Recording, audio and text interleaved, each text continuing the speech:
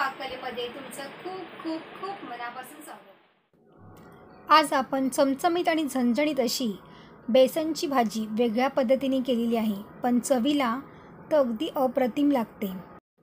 बेसनची भाजी खूप वेगवेगळ्या पद्धतीने तुम्ही केली असेल, पण अशा पद्धतीने तुम्ही कराल तर पुन्हा केल्याशिवाय राहणार नाही आणि एक चपातीच्या ऐवजी तुम्ही 2 चपात्या खाल्ल्याशिवाय राहणार नाही, इतकी ही चवीला भन्नाट लागते। आणि भाजी नसेल त्यावेळेला काय करावं हे सुचत नसेल तर अशा वेळेला ही भाजी नक्की ट्राय करून बघा। चला मग जास्तीचा वेळ न दवडता आपण आजच्या रेसिपीला सुरुवात करूया। इथे मी एका वाटीमध्ये 2 चमचे बेसन घेतलेले आहे। बेसन आपल्याला जास्त वापरायचं नाही आहे, अगदी 2 ते 3 चमच आपल्याला बेसन घ्यायचं आहे।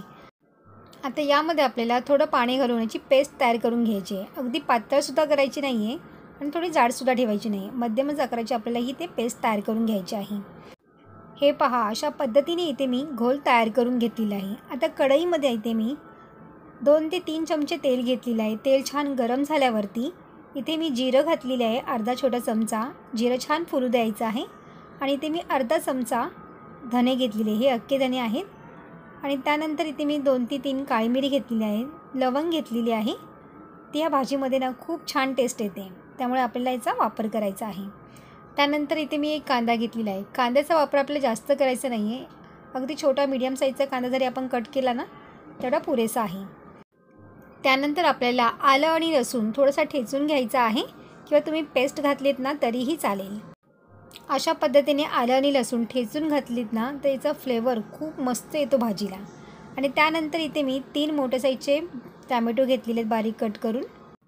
इथे मी 4 जणांना पुरेल इतकी भाजी बनवणार आहे, तर तुम्हाला जर जास्त क्वांटिटीमध्ये बनवायची असेल तर टॅमॅटोचा वापर थोडासा जास्त करायचा आहे। टॅमॅटो पूर्ण नरम होईपर्यंत आपल्याला ह्याला परतून घेणार। वरून आपल्याला 2 ते 3 हिरव्या मिरच्या घेतलेल्या आहेत, त्यासुद्धा इथे मी घातलेल्या आहेत। त्यानंतर थोडंसं मीठ घालायचं आहे, म्हणजे टॅमॅटो आपला पटकन शिजला जाईल। त्यानंतर इथे हळद घातलेली आहे, 1 चमचा लाल तिखट मसाला घातलेला आहे आणि त्याचबरोबर इथे मी काश्मीरी मसालासुद्धा 1 चमचा घातलेला आहे। तिखटाबरोबरच कलरसुद्धा खूप छान यावा यासाठी इथे मी काश्मीरी मसाला वापरलेला आहे। तुमच्याकडे जर काश्मीरी मसाला नसेल तर तुम्ही स्किप केलं तरीही चालेल। त्यानंतर आपल्याला 2 ते 3 मिनटं छान परतून घ्यायचं आहे आणि झाकण ठेवून टोमॅटो आपल्याला छान शिजवून घ्यायचा आहे। तुम्ही इथे पाहू शकताय बघा, टोमॅटोसुद्धा मस्त शिजला आहे आपला इथे। आणि त्यानंतर आता आपण थोडंसं याच्यामध्ये कोमट पाणी घालायचं आहे। थोडंसं दाबून घेतल्यामुळे आणखीनच छान याची ग्रेव्ही मस्त होते बघा। टोमॅटो एकदम छान असा नरम झालेला आहे।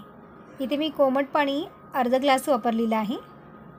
तुम्हाला घट्ट पातळ ज्या पद्धतीची हवी असेल ही भाजी त्यानुसार तुम्ही याच्यामध्ये पाणी ॲड करायचं आहे। तर मी इथे पूर्ण 1 ग्लास पाणी घेतलेलं आहे।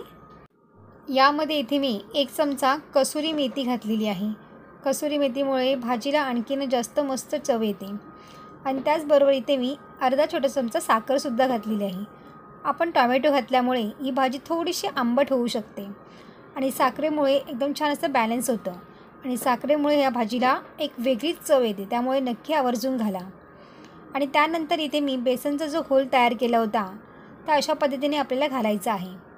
थोडंसं वरती पकडायचं आहे, म्हणजे याचा बेसनचा घोल छान असं परफेक्ट याच्यामध्ये पडला जातो, गुठल्या होत नाही त्याच्या। तर तुम्ही बघू शकताय बघा, छान असं दाणेदार आपलं हे बेसन तयार होतं। आणि हे बेसन घालताना याची फ्लेम आपल्याला स्लो ठेवायची आहे आणि त्यानंतर आपल्याला अजिबात हात लावायचा नाही आहे। बेसन घातल्यानंतर अजिबात ह्याच्यामध्ये चमचा ढवळायचा नाही। 2 ते 3 मिनटं आपल्याला असं शिजू द्यायचं आहे, त्यानंतरच आपल्याला हे घालायचं। तुम्ही इथे बघू शकताय बघा, बेसनची छान अशी दाणेदार अशी बुंदी तयार होते बघा, त्यामुळे खाण्यासाठी मस्त एकदम टेस्टी लागतं। तर आपल्याला हे छान शिजवून घ्यायचं आहे आणि तुम्हाला जितकं थिकनेस हवी असेल त्या पद्धतीने आपल्याला ही ठेवून द्यायची आहे। 2 ते 3 मिनटासाठी आपण ह्याला झाकण ठेवून द्यायचं आहे, म्हणजे बेसन आपलं हे शिजलं जाईल। तुम्ही म्हणाल ह्यात वेगळं का आहे, जसं बेसनचा झुणका करतो तसंच तर आहे, चवीला अगदी वेगळी लागते। तुम्ही अशा पद्धतीने ही भाजी नक्की ट्राय करून बघा। आता वरून आपल्याला भरपूर सारी अशी कोथिंबीर घालायची आहे। भाजी आपली इथे तयार झालेली आहे, तर गॅस आपल्याला बंद करून घ्यायचा आहे। गरमागरम बेसनची भाजी खाण्यासाठी इथे तयार झाली आहे। ही बेसनची भाजी तुम्ही भाकरी, चपातीबरोबर किंवा भाताबरोबरसुद्धा खूप छान लागते. वेगळ्या भाजीची किंवा डाळीची गरज लागणार नाही. ही एकच भाजी बनवा आणि भाताबरोबर, भाकरीबरोबर, चपातीबरोबर तुम्ही खाऊ शकता.